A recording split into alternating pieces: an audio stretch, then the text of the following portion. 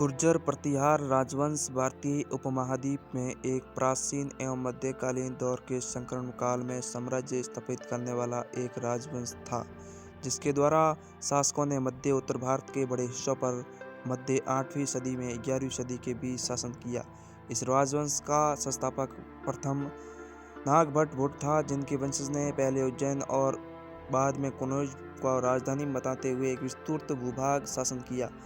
नागभट्ट द्वारा 725 ईस्वी में साम्राज्य की स्थापना की और पूर्व गुर्जर प्रतिहार द्वारा मंडोर, मारवाड़ इत्यादि इलाकों में समेत के रूप में 6वीं और 9वीं सदी के बीच शासन किया गया, किंतु संगठित साम्राज्य के रूप में इसे स्थापित करने का श्रेय नागराज भट्ट को जाता है। नमस्कार दोस्तों, स्वागत है हिस्ट्रिकल मोमेंट भारत में। उमैया खिलाफत के नेतृत्व में होने वाले अरब आक्रमणों का नागभट्ट और परवर्ती शासक ने प्रबल प्रतिहार किया। कुछ इतिहासकार भारतीय और इस्लाम के विस्तार की गति से इस दौर में धीमी होने का श्रेय इस राजवंश से सबलता को देते हैं।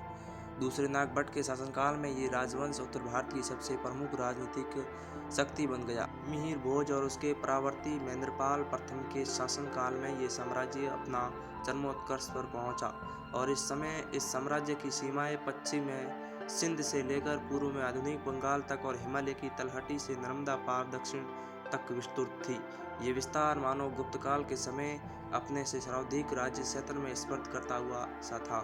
इस विस्तार से तत्कालीन भारतीय उपमहाद्वीप में एक त्रिकोणमितीय संघर्ष को जन्म दिया, जिसमें प्रतिहारों के अलावा राष्ट्रकूट पाल वंश शामिल थे। इस दौर ने इस राजवंश के राजाओं के महाराज धीरज की उपाधि धारण की।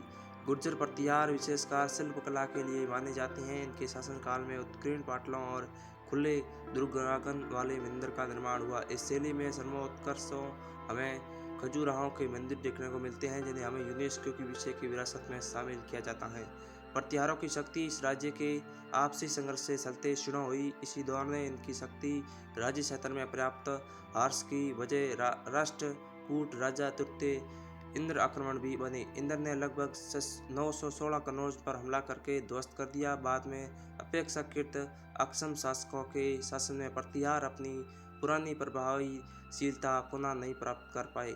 इनके अधीन समेत अधिकारी मजबूत होने गए और 10वीं सदी आते अंत अधीनता से मुक्त होते चले गए। इसके बाद प्रतिहार के पास गंगा दोआब के क्षेत्र के कुछ ज़्यादा भूमि राज्य क्षेत्र के रूप में बसी। आखिरी महत्वपूर्ण राजा राज्यपाल को महमूद गजनी के हमले में कारण 1018 में कनौज छोड़ना पड़ा। उसे चंदेलों ने पकड़कर मार डाला। उसके पुत्र तिलोत्तमपाल को एक प्रतीकात्मक राजा के रूप में राज्य रूढ़ कराया। इस वंश का अंतिम राजा यशपाल था, जिसकी 1036वीं मृत्यु के बाद ये राजवंश समाप्त हो गया।